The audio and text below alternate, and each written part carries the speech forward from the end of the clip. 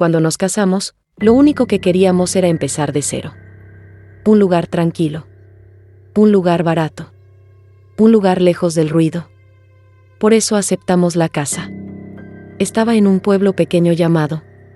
Un sitio de calles empedradas. Techos de lámina y montañas que parecían abrazarlo todo al atardecer. La casa nos la prestó una tía abuela de Mariana. Nadie vivía ahí desde hacía años. Solo necesitan limpiarla un poco, nos dijo. Y no usar el cuarto del fondo. Lo dijo riéndose. Nosotros también. La casa era vieja, pero no estaba abandonada. Eso fue lo primero que nos dio una sensación extraña. No había polvo acumulado en las esquinas. No había telarañas gruesas. No había ese olor típico de encierro. Era como si alguien hubiera estado ventilándola. Esperándonos. El cuarto del fondo tenía la puerta cerrada con un cerrojo oxidado. No preguntamos demasiado. Pensamos que sería un trastero. La primera semana fue tranquila. Demasiado tranquila. Las noches eran silenciosas, sin perros ladrando, sin grillos. Ni siquiera viento. Un silencio tan profundo que podíamos escuchar nuestros propios latidos cuando apagábamos la luz. La primera manifestación no fue aterradora. Fue infantil. Despertamos una mañana y encontramos piedritas alineadas en el marco interior de la ventana. Pequeñas. Redondas. 5 en fila.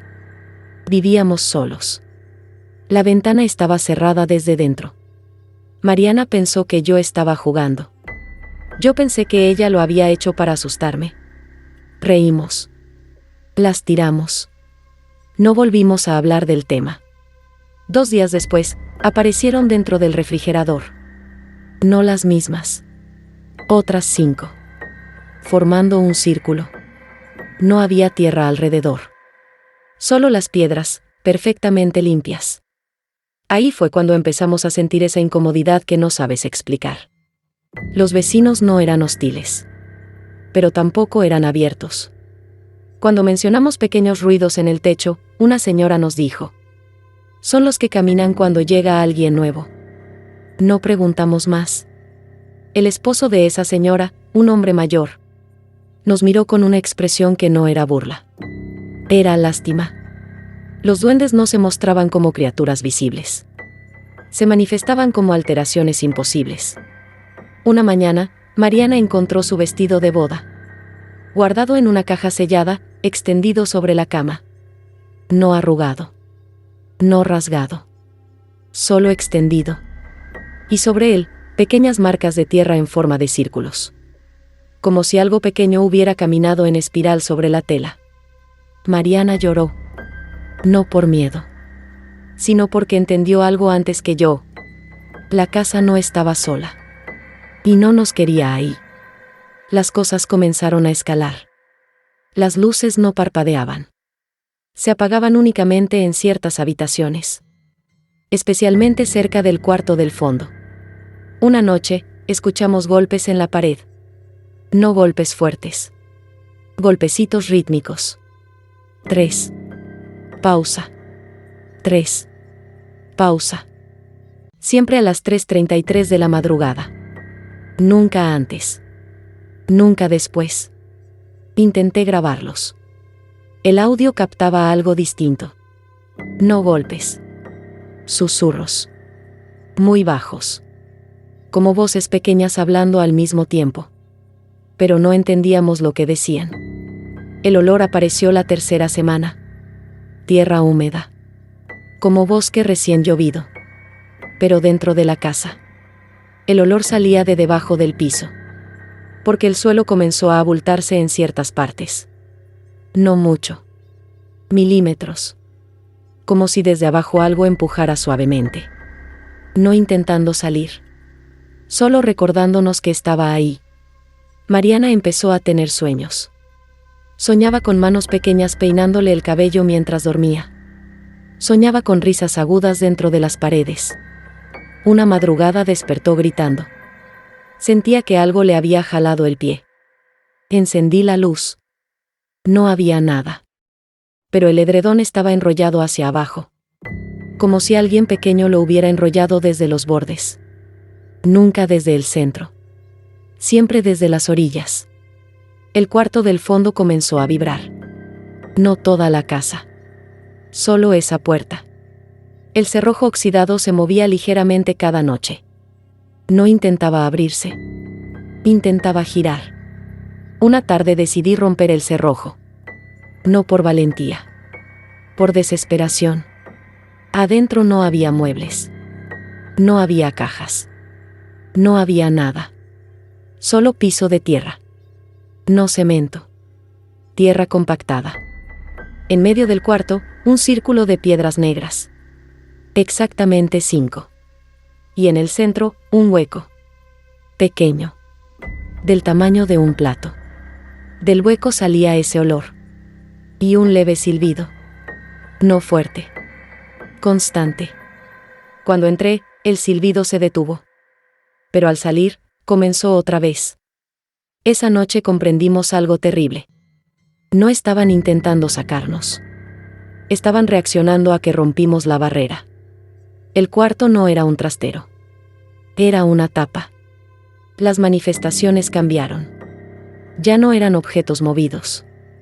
Ahora eran sonidos detrás de nosotros. Risas cortas cuando apagábamos la luz.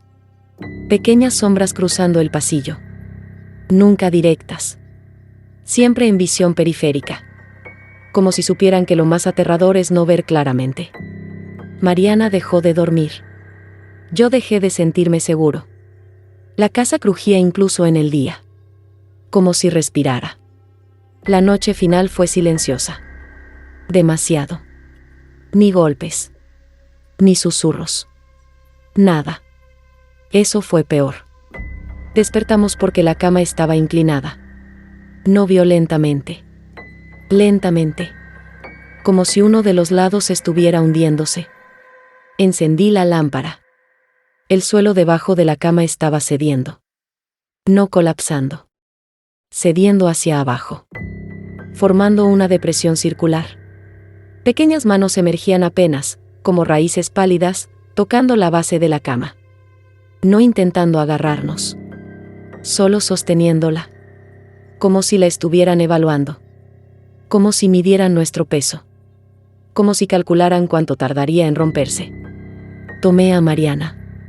Salimos corriendo. No recogimos nada. La puerta principal estaba abierta. Y frente a la casa, alineadas en el suelo, había piedras. 5. Luego 5 más. Luego 5 más. Formando una línea que iba desde la puerta hasta el camino de salida del pueblo.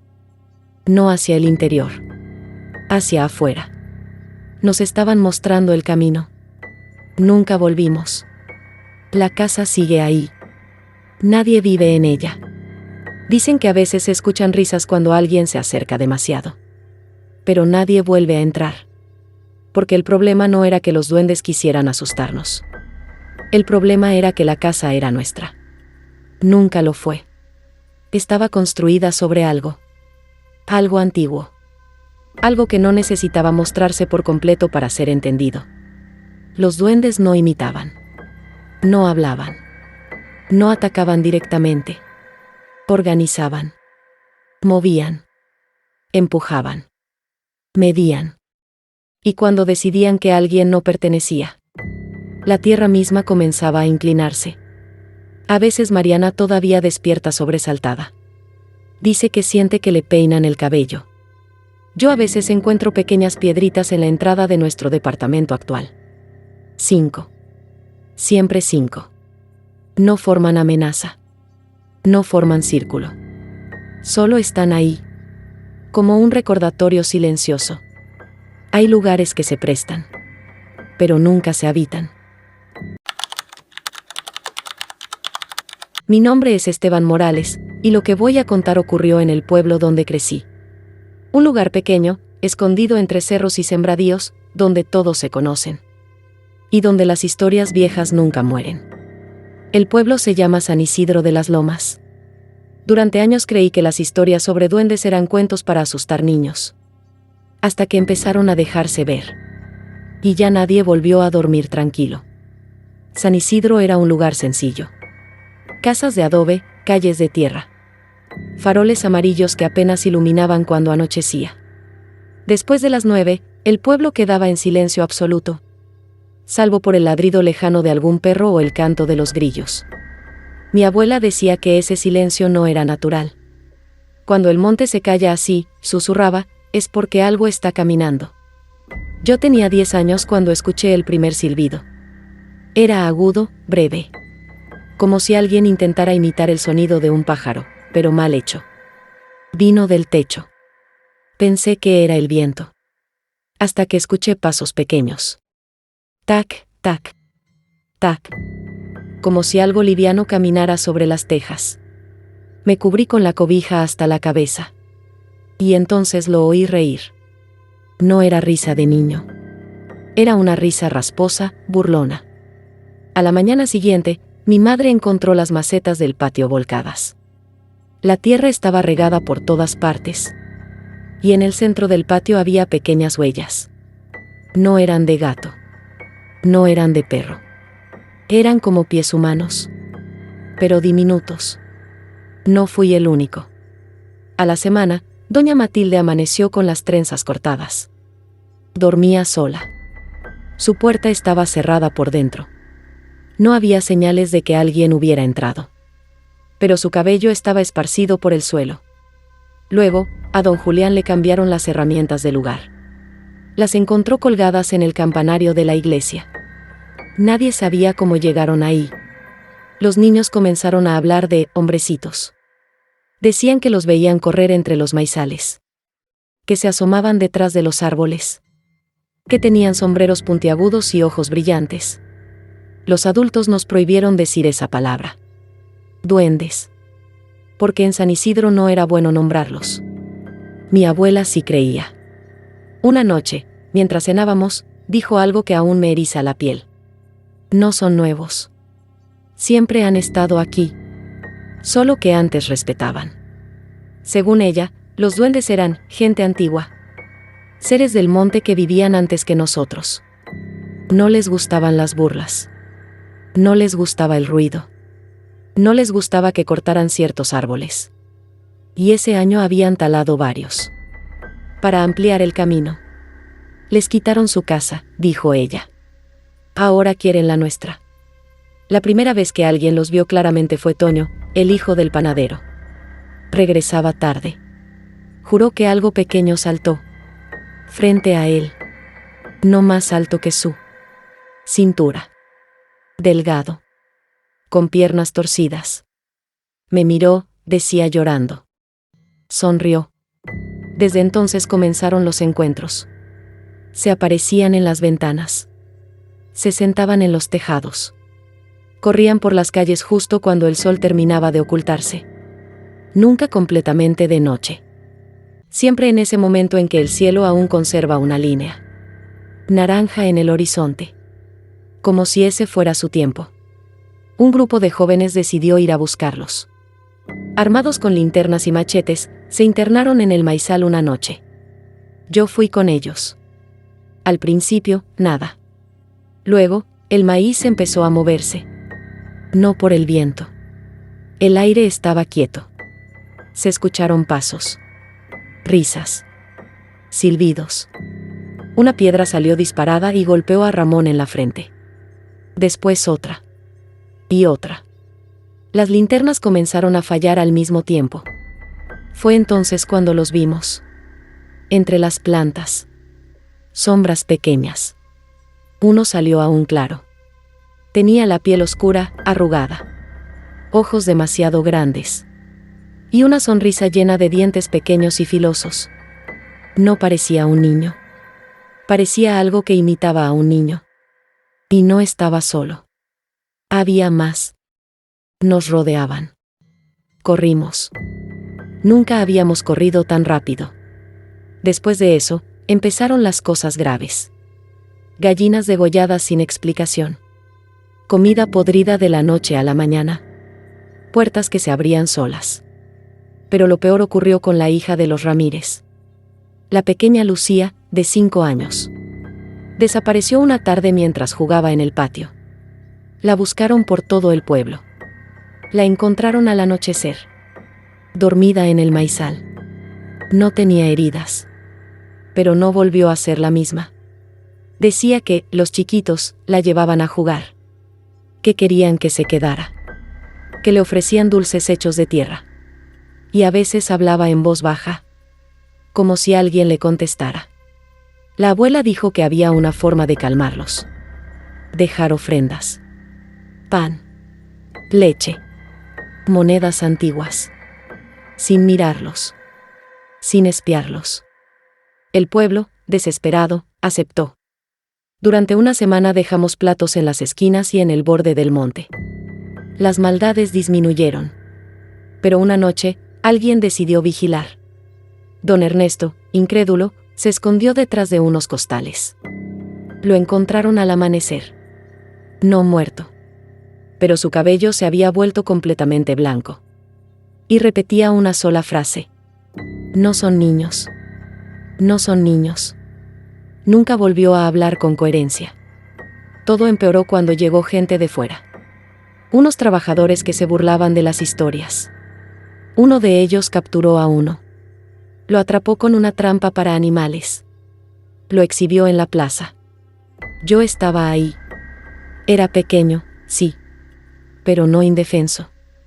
Nos miraba con odio, con inteligencia, con algo que no era humano. Esa noche, el pueblo entero escuchó el silbido. No uno, decenas. Los techos crujían. Las ventanas vibraban. Y luego comenzaron los incendios. Pequeños fuegos en los patios. En los corrales. Nada que destruyera casas. Pero suficiente para dejar claro el mensaje. Al amanecer, la jaula estaba vacía.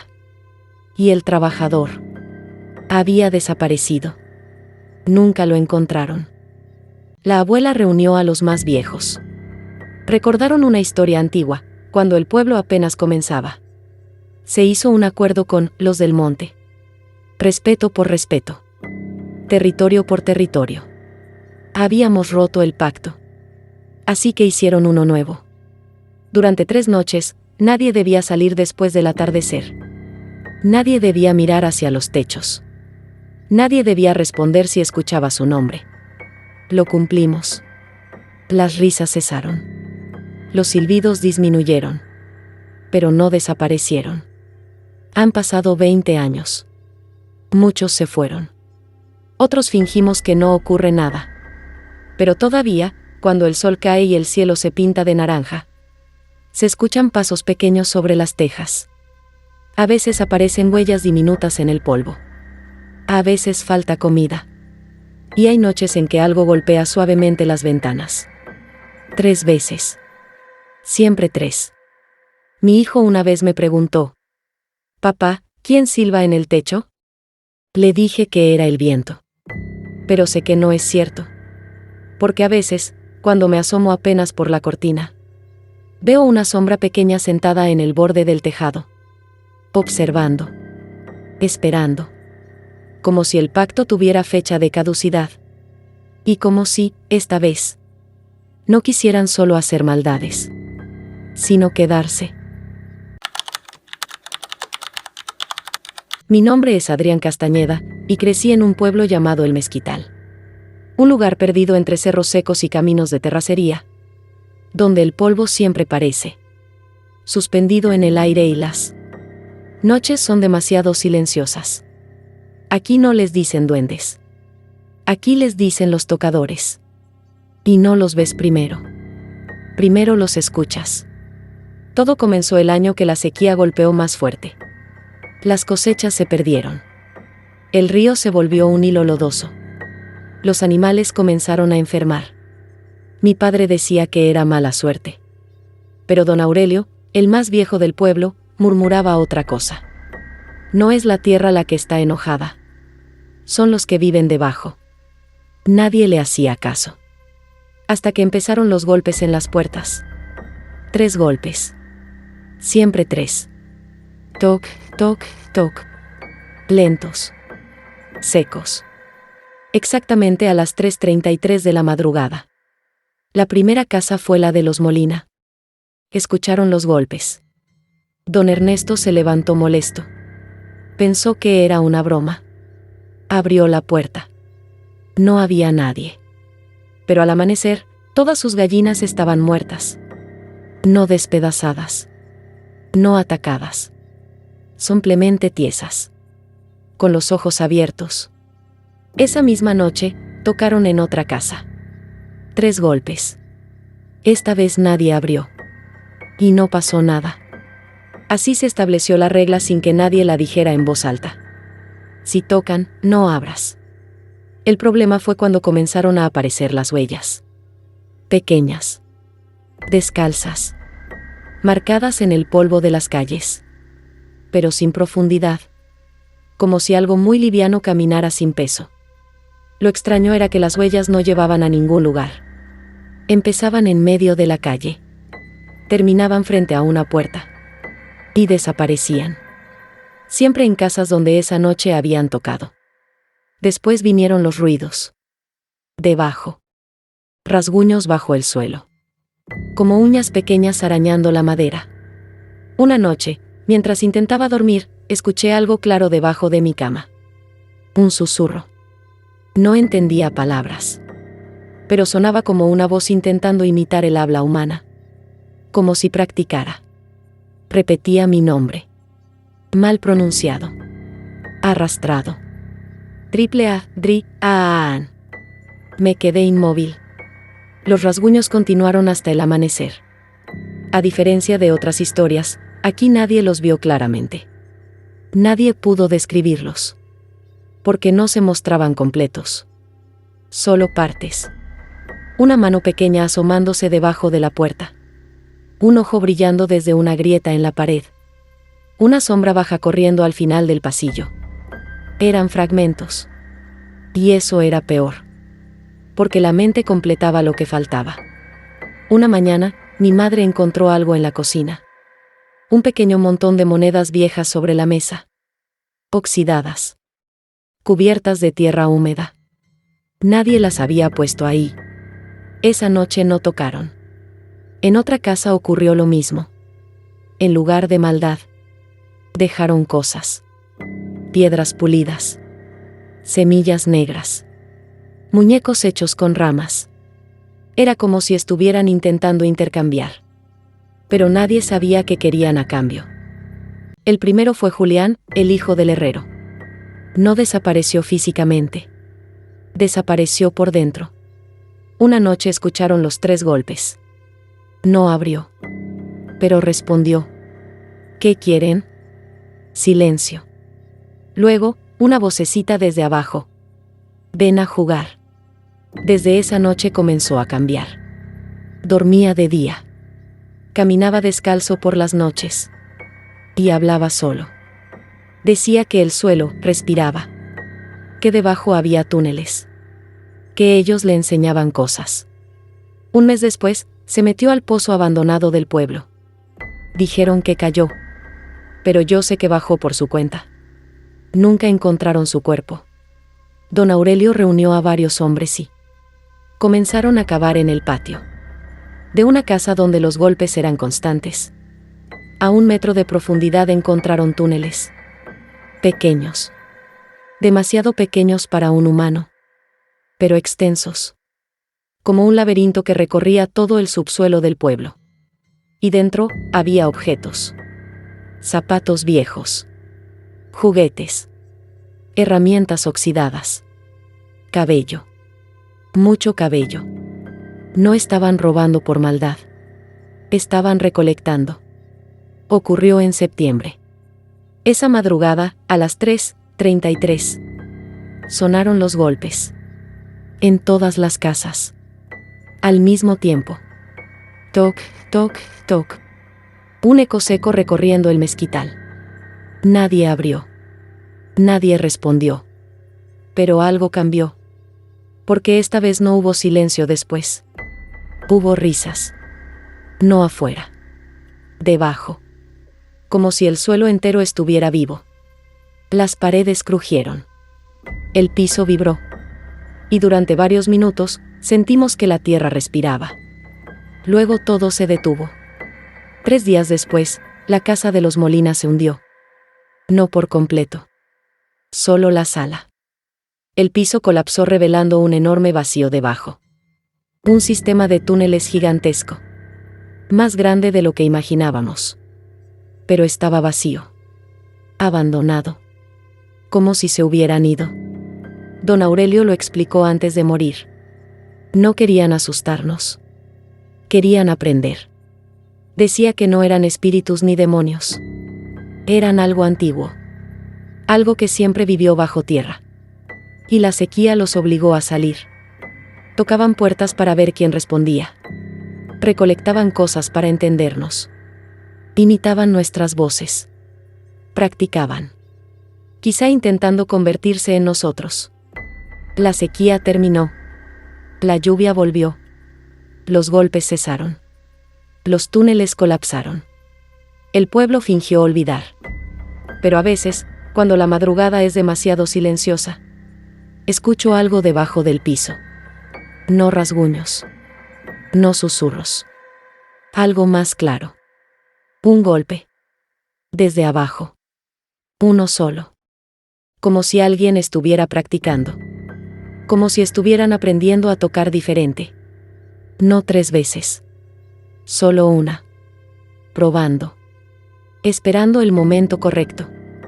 Porque quizá ya no necesitan que abramos la puerta. Quizá ahora. Saben cómo entrar. Mi nombre es Mauricio Rivas. No creo en duendes. No creía. Soy ingeniero topógrafo. Hace 3 años me asignaron un levantamiento en la Sierra de Guerrero. En una zona apartada entre Tlacotepec y los caminos que suben hacia comunidades casi olvidadas. El proyecto era simple, medir terreno para una posible apertura de brecha. Lo que no sabía era que en esa sierra hay lugares que no deben tocarse. Y cosas que no quieren ser medidas. La primera vez que subí, entendí por qué nadie quería el encargo. La carretera se volvía más estrecha a cada kilómetro. La neblina caía incluso en pleno mediodía. Los barrancos parecían tragarse el sonido. Llegué a la comunidad de El Pinalito. Un conjunto de casas dispersas. Techos de lámina, gallinas sueltas y silencio. Demasiado silencio. No había niños jugando. No había perros ladrando. Solo miradas. El comisario, don Evaristo, me recibió con una frase que en ese momento no entendí. Si escucha que lo llaman por su nombre en el monte, no conteste. Pensé que era una broma. No lo era. La segunda noche en la sierra fue cuando lo escuché. Era un silbido. Pero no un silbido humano. Era irregular, quebrado, como si alguien intentara imitar el canto de un ave. Sin tener pulmones adecuados para hacerlo. Venía del monte. Un silbido corto. Luego otro. Luego 3 seguidos. Me asomé por la ventana de la cabaña donde me hospedaba. La luna apenas iluminaba los pinos. Y entre los troncos, vi algo moverse. Bajo. Rápido. Demasiado rápido para ser un animal común.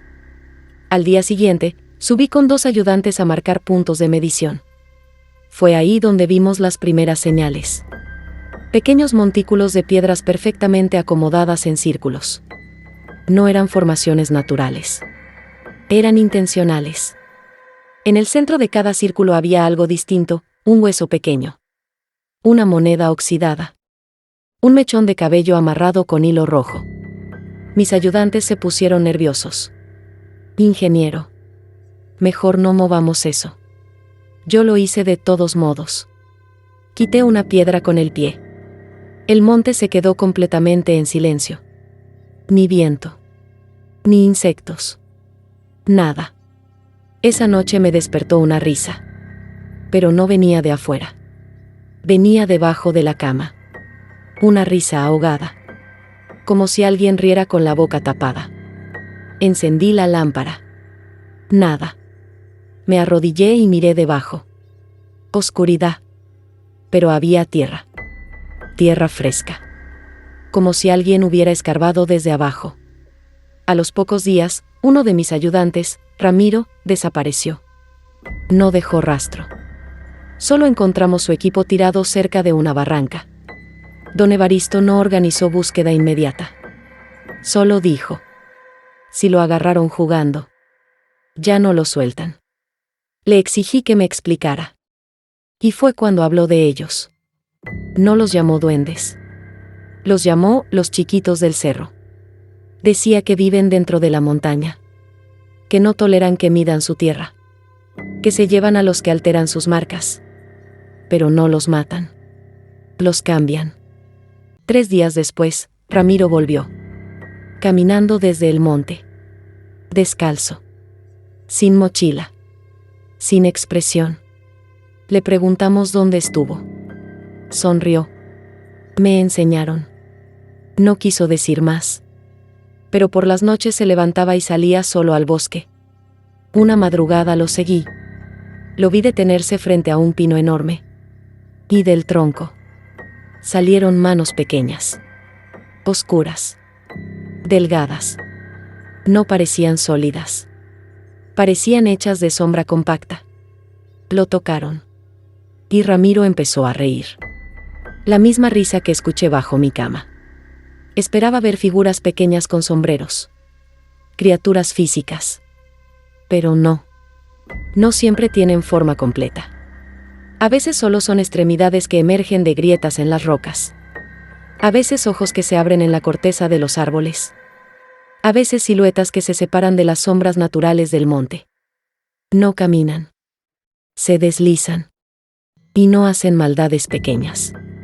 Hacen algo peor. Desorientan. Conozco el uso de brújula. Sé leer el terreno. Ese día el GPS dejó de funcionar. La brújula giraba sin control. Caminé en línea recta durante 1 hora. Volví al mismo árbol. El mismo. Con una marca en forma de cruz que yo mismo había hecho. Escuché mi nombre. Claro. Mauricio. Era la voz de mi madre. Muerta hace 5 años. Venía detrás de mí. No voltees, recordé la advertencia. Pero volteé. Y los vi. 3 figuras pequeñas. No más altas que mi cintura. Con proporciones incorrectas. Cabezas ligeramente grandes. Extremidades demasiado largas. Y rostros. No tenían rasgos definidos.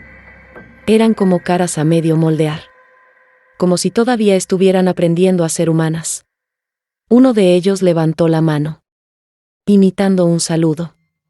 Luego inclinó la cabeza, esperando. No hablaron con palabras. Pero entendí. Me ofrecían algo. Seguridad. Conocimiento. Permanecer. Sentí el impulso de arrodillarme. De tocar la tierra. De quedarme. Fue el sonido de un disparo lejano lo que rompió el trance. Un cazador, supongo. Las figuras se deformaron. Literalmente se doblaron hacia atrás. Y desaparecieron dentro del suelo. Como si la tierra fuera agua. Esa noche le dije a don Evaristo que me iba. Él solo asintió. Ya lo vieron, dijo. Ahora le toca decidir si vuelve. Al amanecer encontré algo en mi mochila. Una pequeña figura tallada en madera. Tenía mi cara. Imperfecta. Incompleta. Pero era yo. Desde entonces, cada vez que duermo, escucho el silbido. No importa en qué ciudad esté. No importa en qué hotel. El silbido suena igual que en la sierra. A veces despierto con tierra bajo las uñas. Y una sensación de humedad en los pies. Como si hubiera caminado descalzo en el monte. No estaban defendiendo territorio. No estaban castigando. Estaban estudiando. Aprendiendo formas. Voces. Gestos. Y cuando alguien desaparece en la sierra, tal vez no muere. Tal vez se convierte en molde. En modelo. Para algo que quiere salir del cerro. Hace 2 semanas recibí una llamada. Número desconocido. Contesté. Silencio. Luego, un silbido. Y una voz mal pronunciada. Mauricio. Colgué. Esa noche encontré tierra fresca en la esquina de mi cuarto. Vi pequeñas marcas. No huellas. Marcas como si algo hubiera apoyado manos diminutas contra la pared. Estoy escribiendo esto porque mañana debo regresar a Guerrero. La empresa reactivó el proyecto. Y aunque intenté negarme, acepté. No sé si es decisión mía. O si algo en mí quiere volver. En el pueblo, las noches no eran completamente oscuras. Eso era lo primero que me dijeron cuando llegué. No porque hubiera faroles encendidos, de hecho. La electricidad fallaba cada semana, sino porque, bajo la tierra, algo brillaba. Yo no creía en esas cosas. Me llamo Tomás, y hace 2 años llegué al pueblo como topógrafo. Me contrataron para medir unos terrenos que una empresa minera estaba interesada en explorar. No era nada grande, solo estudios preliminares. Mi trabajo consistía en caminar entre cerros, marcar puntos con estacas y tomar lecturas hasta el anochecer. Desde el primer día noté que la gente evitaba ciertas zonas del campo. No era miedo evidente. Era algo más profundo. Como respeto. O advertencia. No camine después de las 7, me dijo la dueña de la casa que me rentaba un cuarto. Y si escucha que le silban desde el suelo, no conteste.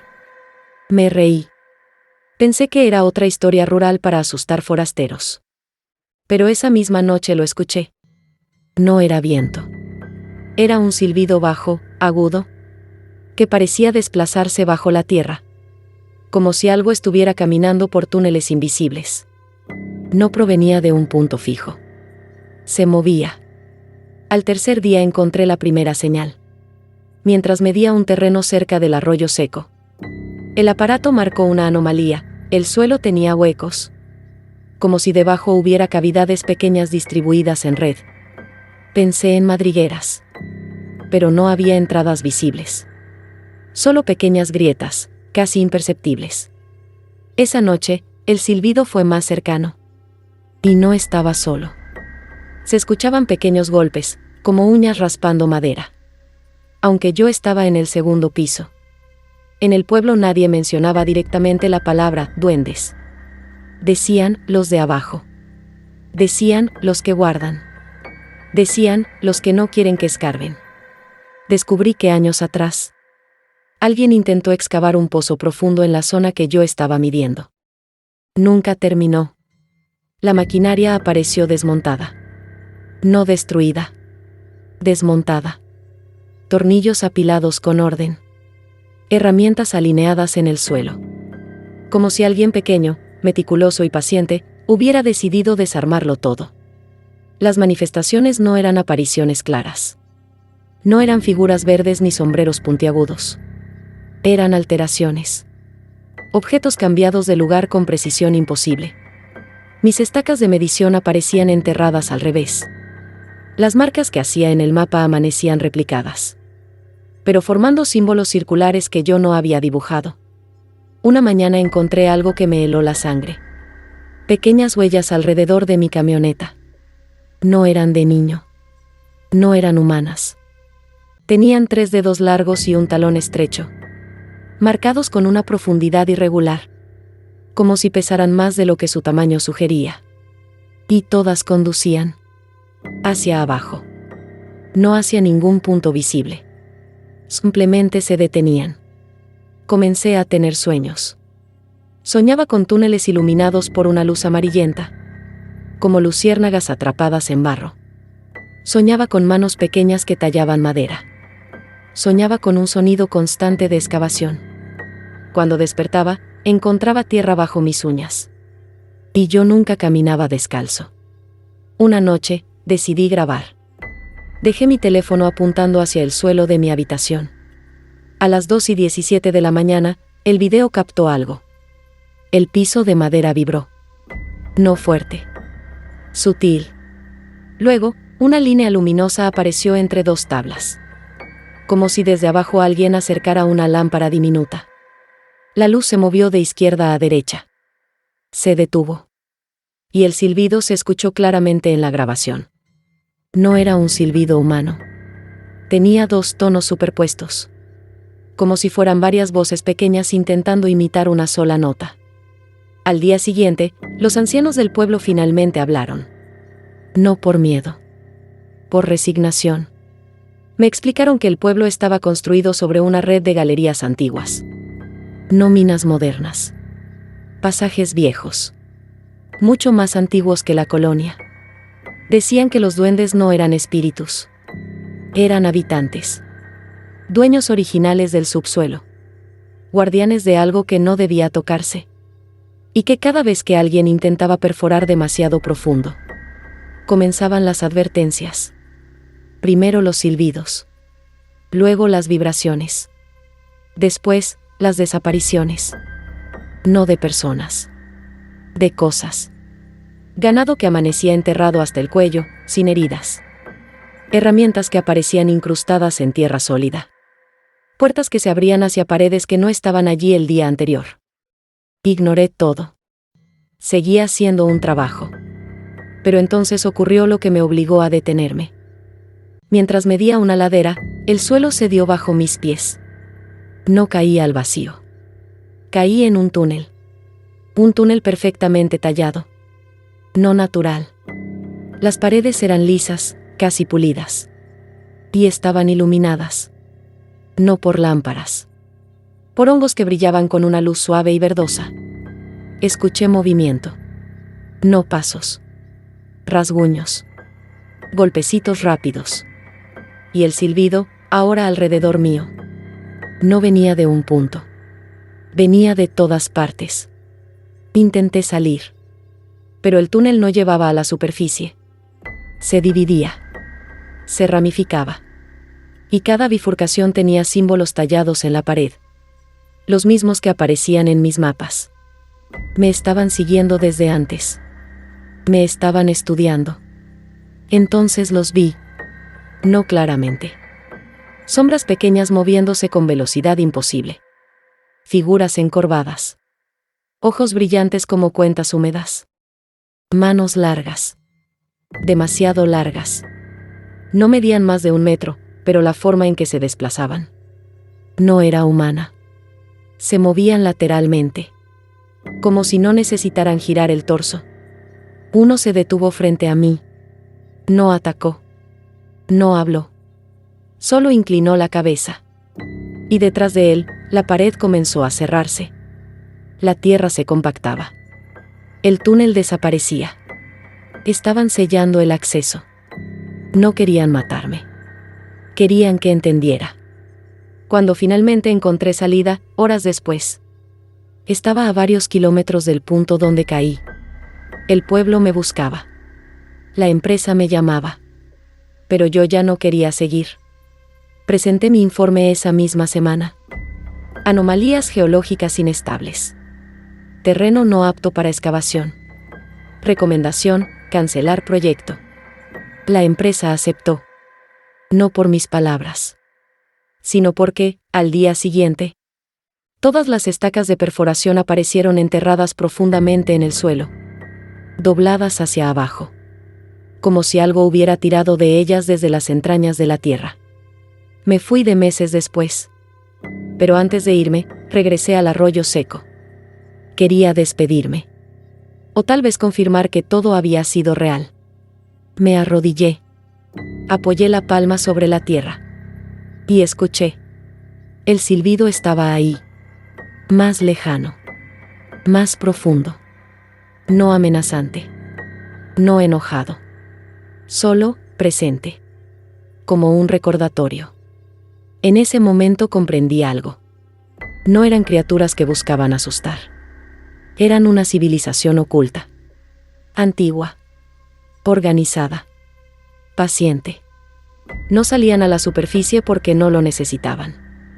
Pero cuando alguien intentaba invadir su mundo, caminaban bajo nuestros pies. Y nos lo hacían saber. A veces, en la ciudad donde vivo ahora, escucho un silbido en las tuberías del edificio. Es leve. Casi imperceptible. Pero tiene 2 tonos. Superpuestos. y cuando sucede, siempre encuentro tierra fina en el alféizar de mi ventana. Tierra que no pertenece a esta ciudad. Tierra rojiza. Como la de aquel pueblo. Como la que brillaba bajo la tierra. Nunca he vuelto. Y nunca volveré. Pero sé algo con certeza. Si alguna vez decides excavar en un lugar donde el suelo vibra suavemente al anochecer, no es el viento. No es el subsuelo moviéndose. Es que los de abajo ya saben que estás ahí. Mi nombre es Daniel Vergara. No nací en Oaxaca. Soy biólogo especializado en ecosistemas de montaña. Hace 4 años acepté un proyecto financiado por una fundación internacional para documentar especies endémicas en la Sierra Norte de Oaxaca, en una región cercana a comunidades zapotecas donde la neblina no se levanta ni siquiera al mediodía. Me advirtieron algo antes de subir. La sierra no es bosque, es casa. No entendí lo que significaba hasta que la niebla empezó a decir mi nombre. La comunidad se llamaba Yayaviche. No aparecía en mapas digitales. Para llegar había que subir 5 horas por terracería, cruzar un puente de madera que crujía bajo el peso del vehículo y después continuar a pie. Las casas estaban construidas con madera oscura y techos inclinados, cubiertos siempre por humedad. No había señal telefónica. No había ruido. Solo viento. Y esa niebla espesa que parecía respirar. El primer detalle extraño fue que nadie caminaba solo después del atardecer. Nunca. El primer día, mientras instalaba cámaras trampa para fauna, se me acercó un anciano llamado Mateo. No me preguntó qué hacía. No mostró curiosidad. Solo dijo: si escucha que algo pequeño corre detrás de usted, no acelere el paso. Le pregunté por qué. Sonrió apenas. Porque ellos no corren. Lo rodean. A 2 kilómetros del pueblo encontré formaciones extrañas. No eran ruinas. Eran piedras clavadas verticalmente en el suelo formando espirales. En el centro de cada espiral había pequeños objetos. Mazorcas secas. Fragmentos de barro. Huesos diminutos. Tomé fotografías. Cuando regresé al día siguiente, las espirales estaban invertidas, como si alguien hubiera girado la tierra. La primera noche en mi cabaña de investigación lo escuché. No era un silbido. No eran golpes. Era algo más sutil. Un sonido parecido al roce de uñas sobre tela húmeda. Venía de todas partes. De las paredes. Del techo. Del suelo. No tenía dirección. Me levanté con la linterna. En el piso de madera había marcas. Pequeñas. No huellas. Marcas de presión. Como si algo ligero hubiera caminado sin peso. En Oaxaca no hablan de duendes como en otras regiones. Aquí les dicen chaneques. Pero lo que yo vi no se parecía a ninguna ilustración. La primera vez que los distinguí fue al amanecer. Entre la niebla, detrás de un encino, algo asomó medio rostro. No era una cara completa. Era como una silueta a medio formar. Un contorno oscuro con un brillo leve donde deberían estar los ojos. Y desapareció no moviéndose, sino diluyéndose en la bruma. Revisando las cámaras trampa encontré algo imposible. En una de las grabaciones nocturnas, el sensor se activó a las 3:12 de la mañana. La imagen mostraba el claro vacío durante 3 segundos. Luego, en el 4.º segundo, aparecieron figuras. No entrando al cuadro. No caminando. Aparecieron ya ahí. 4 formas pequeñas. No proyectaban sombra. No reflejaban la luz infrarroja como los animales. Una de ellas se acercó directamente a la cámara. Y la imagen se distorsionó. Antes de que la señal se cortara, escuché algo en el audio. Mi voz.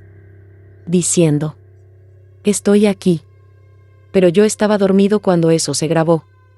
Mi guía local, Julián, comenzó a inquietarse. Me pidió que retirara las cámaras. Dijo que estábamos midiendo donde no se mide. 2 días después desapareció. Encontraron su machete clavado verticalmente en la tierra, justo en una de las espirales de piedra. Nadie organizó búsqueda. Solo hicieron una ceremonia pequeña. Con copal. Con rezos. Y enterraron algo que nunca me dejaron ver. Una noche soñé que caminaba por el bosque sin niebla. Todo era claro. Escuchaba risas suaves, como murmullo de agua. Sentí pequeñas manos tocándome la espalda. No con violencia. Con curiosidad. Cuando desperté, tenía barro en la camiseta. Y pequeñas impresiones de dedos marcadas en los hombros. No podía explicarlo. Pero lo más perturbador fue lo que me dijo Mateo al día siguiente. Ya lo tocaron. Ahora lo están aprendiendo. Decidí regresar al lugar de las espirales. Esta vez encontré algo distinto. En el centro, sobre la tierra húmeda, había una figura de barro. Tenía mi forma. Mi barba. Mi mochila. Era grotesca, mal hecha. Pero inconfundible. Y alrededor del muñeco, pequeñas marcas circulares. Como si algo hubiera estado girando en torno a él. No sentí miedo inmediato. Sentí algo peor. Sentí reconocimiento. Como si no fuera la primera vez que estaba ahí. Una sola noche, la niebla desapareció completamente. El cielo estaba despejado. Las estrellas visibles. Y el bosque. Demasiado definido. Fue entonces cuando los vi claramente. No eran sólidos. No eran completamente físicos. Eran cuerpos pequeños hechos de sombra condensada. Con extremidades delgadas. Cabezas ligeramente grandes. Sin rasgos claros, pero con zonas más densas donde deberían estar ojos y boca. Eran muchos. Más de los que podía contar. Y no estaban escondidos. Estaban de pie. Observándome. No con odio. No con amenaza. Con análisis. Uno avanzó. Levantó la mano. Imitó el gesto humano de saludar. Y habló. No con sonido. Sino directamente en mi mente. Una palabra mal pronunciada. Daniel. No atacaron. No me tocaron. Solo permanecieron. Y entendí algo que me heló la sangre. No estaban defendiendo territorio. No estaban castigando intrusos. Estaban recolectando patrones.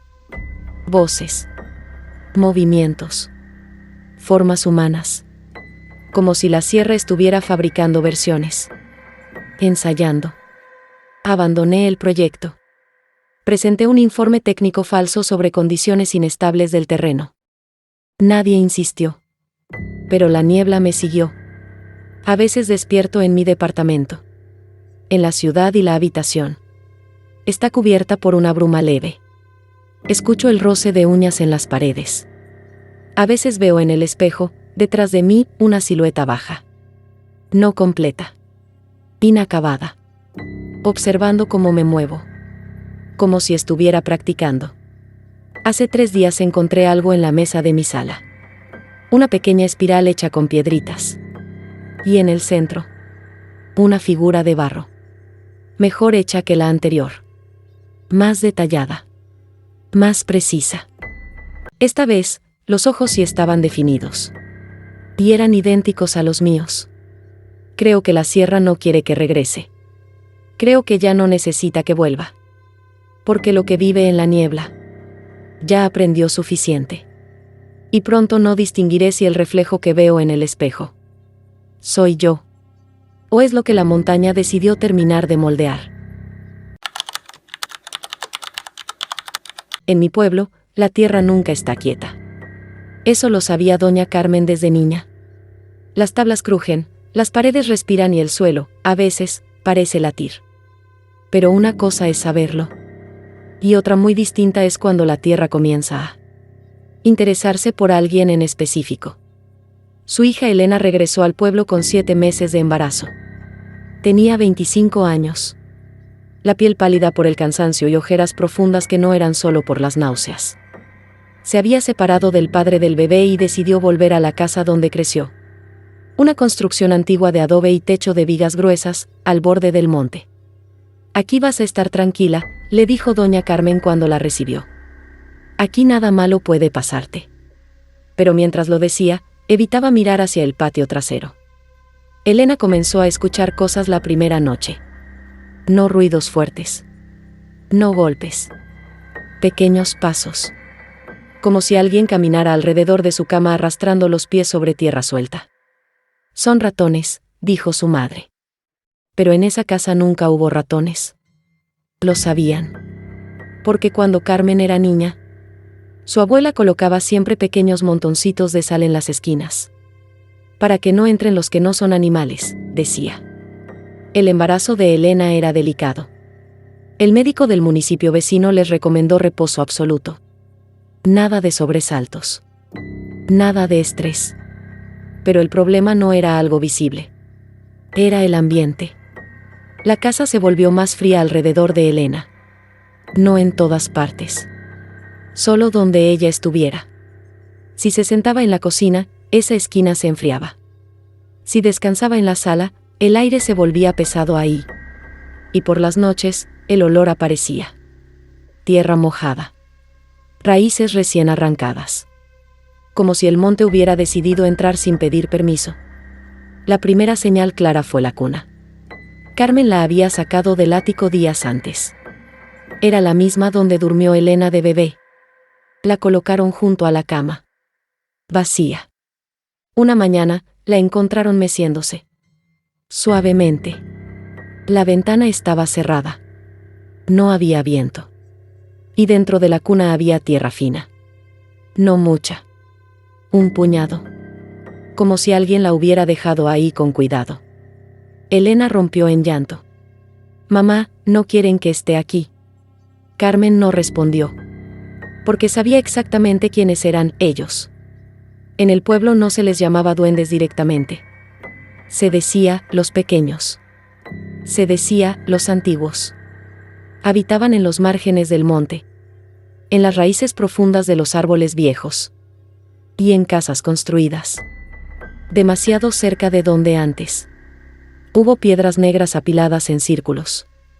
Y la casa de Carmen tenía uno de esos círculos enterrado en el patio trasero. Ella lo sabía. Lo había visto de niña. Pero nunca lo tocó. Las manifestaciones cambiaron cuando el embarazo entró al 8º mes. Elena comenzó a despertar con marcas de tierra en el vientre. No rasguños. No golpes. Círculos pequeños dibujados con polvo oscuro sobre su piel. Siempre 5. Siempre alrededor del ombligo. Como si alguien midiera. Como si alguien contara. El médico dijo que eran reacciones alérgicas. Carmen no le creyó. Una madrugada, Elena despertó sin poder moverse. No era parálisis del sueño. Era presión. Sentía peso sobre el abdomen. Abrió los ojos. Y los vio. No claramente. Pequeñas siluetas encorvadas alrededor de la cuna. No más altas que 1 metro. Sus cabezas eran desproporcionadas. Sus brazos demasiado largos. Sus manos apoyadas en el borde de madera. No miraban a Elena. Miraban la cuna. Vacía. Como si esperaran. Elena intentó gritar. No pudo. Uno de ellos giró lentamente la cabeza.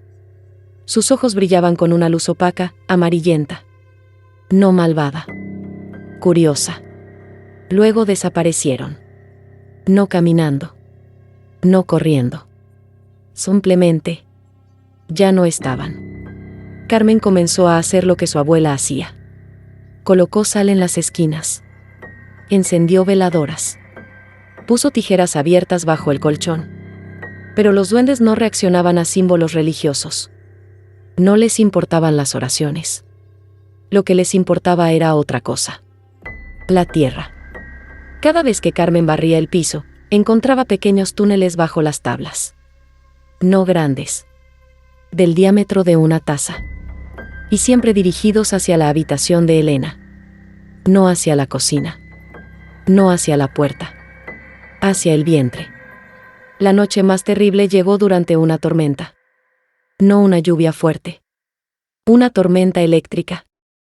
El cielo retumbaba. Elena comenzó a tener contracciones prematuras. Dolorosas. Irregulares. El hospital más cercano estaba a 1 hora por carretera de terracería. Y el camino se volvió lodo. Carmen intentó llamar a un vecino. La señal no funcionaba. Entonces lo escucharon. No dentro de la casa. Debajo. Golpes rápidos bajo el suelo. Como si algo excavara con desesperación. La cuna comenzó a vibrar. El piso de la habitación se agrietó en líneas delgadas. Y de esas grietas emergieron manos pequeñas, delgadas, cubiertas de tierra oscura. No agarraban. No atacaban. Tocaban el piso. Lo palpaban. Como si buscaran el punto exacto. Elena gritaba. Carmen tomó un azadón del patio. Y golpeó el suelo. 1 vez. 2 veces. Las manos desaparecieron. Pero el suelo se hundió unos centímetros. Suficiente para inclinar la cuna hacia adelante. Entonces comprendió. No querían hacer daño. Querían llevarse algo. No a Elena. Al bebé. Porque en el pueblo se decía que los duendes no podían reproducirse como los humanos. Y que a veces, cuando una mujer embarazada vivía sobre un círculo antiguo, se interesaban. No para matar. Para reclamar. Carmen tomó una decisión desesperada. Fue al patio trasero bajo la lluvia. Cavó donde recordaba que estaba el círculo de piedras negras. Lo encontró. Intacto. 5 piedras grandes formando un anillo perfecto. Y en el centro, tierra más oscura. Carmen no rezó. No gritó. Habló. Lo que está en el vientre no les pertenece. El suelo vibró. No como enojo. Como respuesta. Y entonces, hizo lo único que sabía que rompería el vínculo. Desenterró una de las piedras. El círculo quedó incompleto. El viento cesó. Los golpes bajo la casa se detuvieron. Y dentro, Elena dejó de gritar. Las contracciones pararon abruptamente. Esa noche no durmieron. La casa estaba en silencio absoluto. Un silencio diferente. Vacío. No vigilante. Vacío. Los días siguientes no hubo túneles. No hubo tierra en la cuna. No hubo sombras. Pero en el patio, donde faltaba una piedra, la tierra permanecía húmeda. Siempre. Aunque no lloviera. Elena dio a luz 1 mes después. Un parto difícil, pero el bebé nació sano. Un niño. Con algo peculiar. En la planta del pie izquierdo tenía una marca oscura. Un pequeño círculo perfecto. 5 puntitos diminutos alrededor. Como una constelación. El médico dijo que era una mancha de nacimiento. Carmen no dijo nada. Solo colocó la piedra que había retirado lejos del pueblo, junto a un río, y la dejó ahí. Nunca volvió a completar el círculo. A veces, por las noches, el bebé sonríe mientras duerme. Como si escuchara risas diminutas. Pero ya no hay túneles. No hay manos. No hay tierra en la cuna. Solo, de vez en cuando, pequeñas piedritas aparecen en el alféizar de la ventana. 5. Siempre 5. No dentro. Afuera. Como si alguien estuviera contando desde el otro lado. Esperando. No para atacar. No para asustar. Sino para recordar que bajo la tierra de muchos pueblos como ese, hay cosas que observan los nacimientos. Y que a veces, cuando la tierra vibra suavemente bajo una cuna, no es el viento. Es que los antiguos siguen atentos. Cuando me asignaron mi primera plaza como maestra rural, todos me felicitaron. Es una gran oportunidad, decían. Yo acababa de graduarme de la normal en la ciudad de... llena de entusiasmo y con esa idea romántica de enseñar en comunidades donde los niños aún caminan kilómetros para llegar a la escuela. El problema fue el destino. Un pequeño poblado en la sierra. A 5 horas de carretera y 2 más por camino de terracería. El lugar se llamaba. Cuando llegué, entendí por qué nadie pedía esa plaza. El pueblo estaba rodeado de bosque espeso, neblina constante y un silencio que no era natural. No había señal telefónica estable. El internet solo funcionaba en la presidencia municipal y la electricidad se iba cada noche alrededor de las 10. Me asignaron una pequeña casa roja junto a la escuela. Era de la maestra anterior, me dijo el comisario. Se fue antes de terminar el ciclo. No pregunté por qué. Debí haberlo hecho. La casa era antigua, de madera gruesa y techo de lámina. Tenía un cuarto, una cocina pequeña y un baño exterior. El piso crujía con cada paso, pero eso era normal en construcciones viejas. Lo extraño era el patio. Había 5 piedras grandes colocadas en círculo, justo detrás de la casa. No decorativas. No alineadas por accidente. Perfectamente distribuidas. Pregunté si debía quitarlas para sembrar algo. El comisario me respondió rápido. No las mueva. No explicó más. La primera noche escuché risas. No infantiles. Más agudas. Más breves. Como si alguien intentara imitar la risa de un niño pero no supiera cómo hacerla bien. Venían del techo. Pensé en animales. Pero no había pasos de garras. Eran pasos ligeros. Demasiado ligeros. En la escuela, los niños eran amables pero reservados. Dibujaban cosas extrañas. Pequeñas figuras encorvadas con ojos grandes. Siempre cerca de árboles. Siempre 5. ¿Quiénes son? Pregunté. Nadie respondió. Una niña levantó la mano y dijo en voz baja. Son los que viven donde usted duerme. El salón se quedó en silencio. Las manifestaciones comenzaron como pequeñas bromas. Mi cuaderno de planeación desaparecía y reaparecía abierto en páginas que yo no había marcado. Las tizas aparecían rotas en 5 pedazos exactos. Las ventanas se abrían hacia adentro aunque el viento soplaba en dirección contraria. Una tarde encontré mis zapatos llenos de tierra húmeda, aunque no había salido. No era tierra del camino. Era más oscura. Más fina. Como la del bosque profundo. El director del plantel me habló una semana después. Si escucha que la llaman por su nombre desde el monte, no responda. Lo dijo sin mirarme. ¿Quién me llamaría? Ellos aprenden rápido. Esa noche ocurrió algo distinto. No risas. No pasos.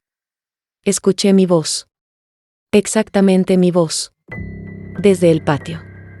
Susurrando. Ven. No era eco. No era imaginación. Era mi tono, mi ritmo, mi manera de pronunciar. Salí hasta la puerta, pero no crucé. Recordé la advertencia. Entonces lo vi. Entre los árboles. Una silueta pequeña, encorvada. Con brazos largos que casi tocaban el suelo. No estaba de frente. Estaba de perfil. Y su cabeza giró demasiado. Más de lo que un cuello humano permitiría. No vi su rostro claramente.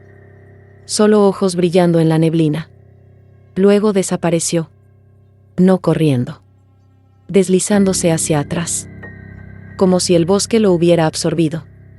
Los duendes no intentaban asustarme directamente. Intentaban confundirme. Comenzaron a mover objetos mientras yo estaba despierta. La puerta del baño exterior amanecía abierta. La sal de la cocina formaba pequeños montículos en el piso. Y una madrugada encontré algo que me hizo temblar. Mis libros estaban apilados en el centro del cuarto. En círculo. Y en medio, una pequeña figura hecha con ramas y cabello. Cabello mío. Lo supe porque era del mismo tono rojizo que el mío. No me lo habían arrancado. Lo habían tomado del cepillo. Empecé a dormir con la luz encendida. Pero la electricidad comenzó a fallar solo en mi casa. A las 3:15 exactas cada noche. Oscuridad total. Y en esa oscuridad, los pasos. No sobre el techo. Bajo el piso. Como si algo caminara bajo la madera. Como si la casa estuviera construida sobre huecos. Una noche reuní valor y golpeé el suelo con una escoba. Los pasos se detuvieron. Luego escuché 5 golpes de vuelta. Desde abajo. Fui a hablar con la mujer más anciana del pueblo. Me recibió sin sorpresa. «Ya la vieron», dijo. No preguntó qué. A los foráneos les pasa más. Les gusta lo nuevo. Me explicó que el círculo de piedras en mi patio marcaba una entrada. No física. Territorial. Eran guardianes del monte. No les gustaban los cambios. Y la maestra anterior había intentado quitar las piedras. A la semana siguiente, comenzó a escuchar su propia voz llamándola desde el bosque. Hasta que un día la siguió. La encontraron horas después. Desorientada, a varios kilómetros. Sin recordar cómo llegó ahí. Renunció al día siguiente. Yo decidí no huir. Tal vez fue orgullo. Tal vez ingenuidad. Pero cometí el error de mover una piedra. Solo unos centímetros. Esa noche la casa vibró. No fuerte. Sutil. Como un murmullo colectivo. Las risas se multiplicaron. No una. No 5. Muchas. Y escuché algo nuevo. Golpes en la puerta principal. Pequeños. Rítmicos. 5. Pausa. 5. Pausa. No abrí. La perilla comenzó a girar lentamente. No con fuerza. Con paciencia. La peor manifestación ocurrió frente a mis alumnos. Mientras escribía en el pizarrón, una tiza se elevó unos centímetros y cayó partida en 5 trozos. Los niños no gritaron. Solo bajaron la cabeza. Como si eso confirmara algo inevitable. Ese día entendí que no me querían ahí. No por ser maestra. Por vivir sobre su territorio.